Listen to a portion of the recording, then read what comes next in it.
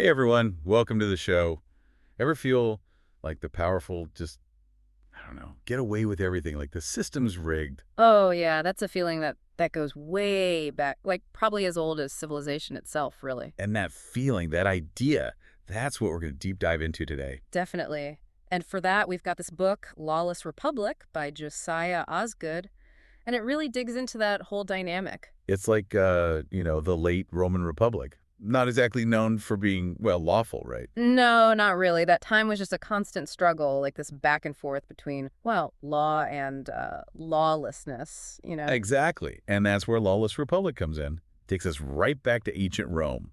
Right. But there's a twist. Right. It's not just like your typical history book. It uses this one guy, Cicero, to show us just how messed up things were. Cicero, Rome's most famous lawyer. That's him. This Yeah. guy was a brilliant lawyer, politician. He could really move a crowd with his words. But he was also, well, let's just say he had his flaws. Definitely. But what I find fascinating is that Osgood doesn't just tell us what happened. He uses Cicero's story to show us how these problems like corruption and inequality are, well, they're not just ancient history. Yeah, it's kind of unsettling how much of what they were dealing with, it's like, well, it's like looking in a mirror. It's stuff we're still dealing with today. A lot of the same issues. Okay, so let's get into Cicero. When you hear his name, what pops into your head? I mean, honestly, I used to think like dry speeches, philosophy stuff. Yeah, me too. Yeah. But trust me, this guy's life was anything but boring. Oh, absolutely. His story's full of drama, political intrigue, you name it. And it all starts with a bang. His first big case, he's defending this guy, Sextus Roscius, accused of patricide. Whoa, murdering his own father?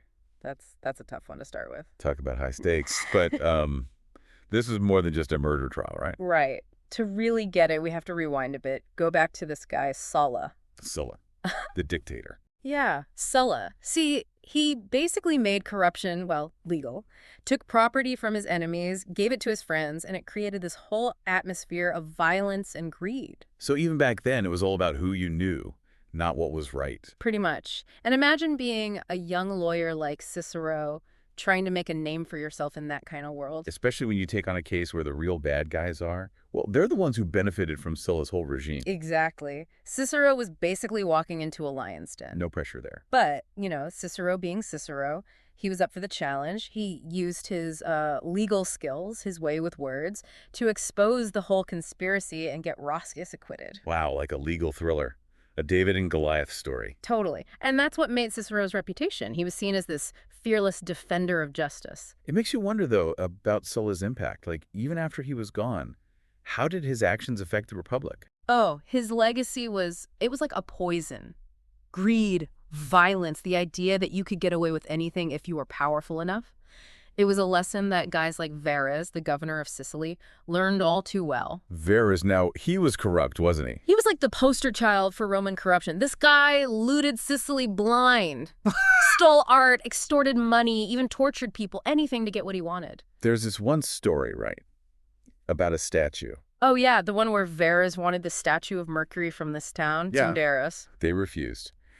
And he had one of their officials stripped naked, tied to a bronze statue in the middle of winter. Just brutal. It was all about sending a message, like, I'm in charge here and I can do whatever I want. But then Cicero steps in, decides to prosecute Verres, even though Verres has all these powerful friends. That must have taken guts. It did. But Cicero was relentless. Gathered evidence, talked to witnesses, presented this whole, airtight case. And of course, he delivered it with his signature flair. So he basically shamed Verres into exile. Pretty much. It was a huge win. Showed that even the most corrupt officials could be held accountable. But here's the thing. The Verres case, like the Roscius trial before it, they showed this tension in the Roman legal system. They had laws and courts, sure, but powerful people could twist them to get what they wanted. And Cicero was right there in the middle of it all, fighting for justice, but also trying not to get crushed by the system. He was walking a tightrope, that's for sure.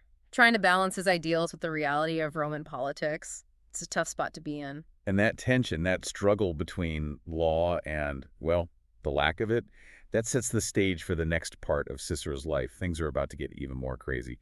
But before we get to all that, I'm curious, what are your first impressions? Anything about Cicero's world that grabs you? Yeah, Cicero's early cases, they were, I don't know, they were like a warm-up act, like the opening band before the main event. And the main event, that was the Catiline conspiracy. Catalan conspiracy. It sounds so, I don't know, dramatic, like a movie or something. What was it all about? Okay, so picture this. You've got this politician, Catiline. He loses an election, again.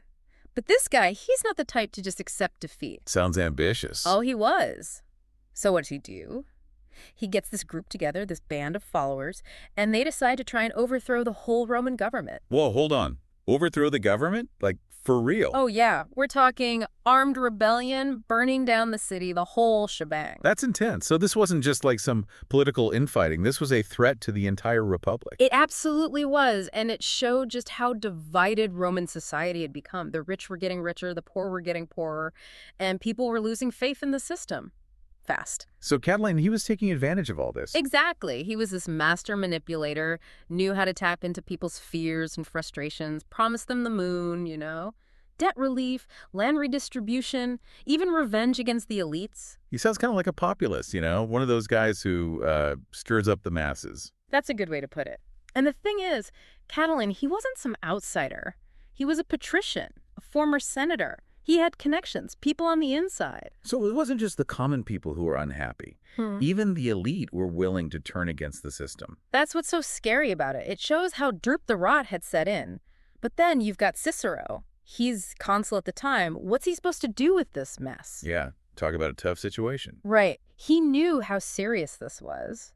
But he also believed in due process, in upholding the law.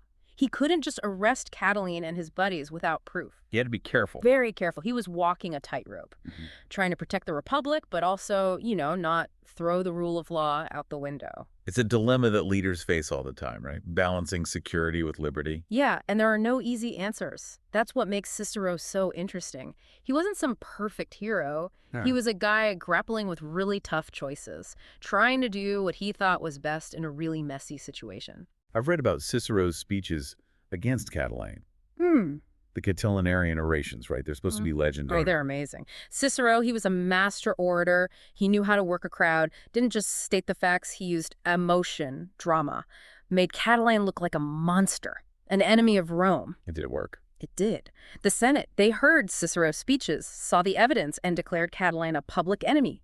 Catiline, he fled Rome, and his followers, they were arrested and executed. Executed without a trial. That seems, I don't know, harsh. Yeah, it was controversial, definitely. Cicero, he argued that the threat was so serious, so immediate, that he had to act fast. He believed that in times of war, the laws are silent. Wow. That's a powerful statement. And one that I think still resonates today. Like, when is it okay to bend the rules in the name of security? It's a question we're still wrestling with. It's a timeless question, really. And that's why studying history is so important. It lets us see how people in the past dealt with these same problems and learn from their mistakes. So Cicero, he stops the conspiracy. But at what cost? Right. It's one of those bittersweet victories. He saved the Republic, but his actions, they kind of undermine the very principles he was trying to protect. So even though he won, in a way, he also lost. Yeah, something like that. The Catiline conspiracy, it was a turning point for both Cicero and the Republic. It showed just how fragile the system really was, and how easily it could be exploited by ambitious men. And it opened the door to more violence, more chaos. Exactly. But to see how it all fell apart, we need to move on to the next chapter. The rise of guys like Clodius and Milo, and how their rivalry turned Rome into a war zone. And that's a story for part 3. But before we go there, what are your thoughts so far? Anything about the Catiline conspiracy that stood out to you? Man, the Catiline conspiracy, that was something else. It's crazy how one guy could just, like, shake up the whole republic. Yeah, republics, they can be, well, kind of fragile. They depend on, like, you know, institutions and rules. But that also means they can be taken advantage of, especially by people who, people who want power. And in the late Republic, things, they just kept getting worse. More drama, more, tragedy. Yeah, and that brings us to Clodius and Milo. Those names, man, they sound like, I don't know, like gangsters or something, turning Rome into their own personal battleground. They were definitely more than just gangsters. These guys, they were like experts at manipulating the system. They used populist rhetoric, violence, legal loopholes, all that stuff to get what they wanted, especially Clodius. He was a master at playing the crowd.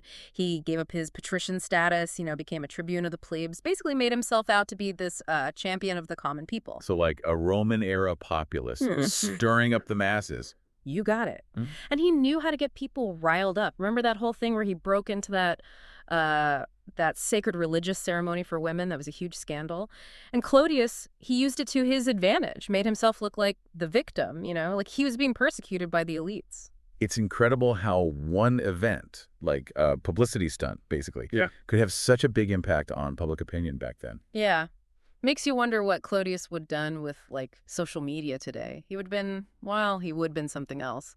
But he wasn't all talk either. He used his position as tribune to pass laws that helped his supporters and, hurt his enemies. He was constantly poking at the establishment, challenging their authority, exposing their hypocrisy. And then you've got Milo, his rival. It seems like their feud was more than just like a personality clash. Like it represented this bigger split in Roman society. Definitely. Milo, he represented the more traditional conservative faction of the Roman elite. He saw Clodius as a threat to the whole system, and he was willing to fight dirty to stop him. So we're talking street fights, intimidation, maybe a little roughing up of the competition. Roman politics, it sounds like it was a contact sport. Oh, it definitely was. And Clodius and Milo, their rivalry, it brought all that violence out into the open. Their gangs, they were clashing in the streets, political meetings, they were disrupted. Even the courts, they became battlegrounds for these guys. It's like the rule of law was just, fading away, and it was all about who could grab the most power. And then it all comes to a head on the Appian Way. Clodius is dead. Milo's on trial for murder. This feels like a turning point, like the Republic was teetering on the edge. It really was. The trial itself, it was a joke, just a big display of corruption and intimidation. Both sides, they were bribing jurors, witnesses, they were being threatened. And outside the forum, the crowds were so wild that Cicero, who was defending Milo, he couldn't even give his speech. It's like the idea of justice, it just disappeared. Yeah. The courts, they were supposed to be impartial, but they just became tools for whoever had the most power.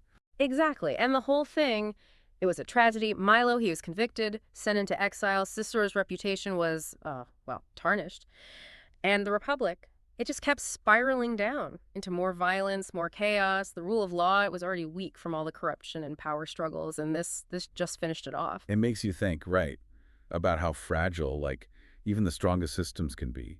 We often take democracy for granted, but it only works if we actually, work to protect it. That's a really good point. And Cicero, despite all his flaws, he understood that. He believed in the rule of law, that it was the foundation of a good society. And he fought his whole life to defend it, even when it meant putting himself in danger. His story, it reminds us that the fight for justice, it's never really over. We have to be vigilant, We have to be willing to speak truth to power and stand up for what's right if we want to create a society that's worth living in. Wow. This deep dive into Lawless Republic, it's been an eye-opener. It's amazing how looking at ancient Rome can teach us so much about the problems we're facing today. History, it's a great teacher, not just for understanding the past, but for helping us see the present more clearly and maybe even avoid making the same mistakes in the future. Cicero's story, it's full of twists and turns, but it teaches us about leadership, about how fragile our institutions can be, about the struggle between ambition and, doing what's right. Well said. Thanks for joining me on this deep dive into Cicero and the late Roman Republic. I'm curious, though, what stood out to you the most? What surprised you? What made you think? Share your favorite moment in the comments below. And don't forget to like and subscribe for more explorations into all sorts of fascinating topics. Thanks for listening.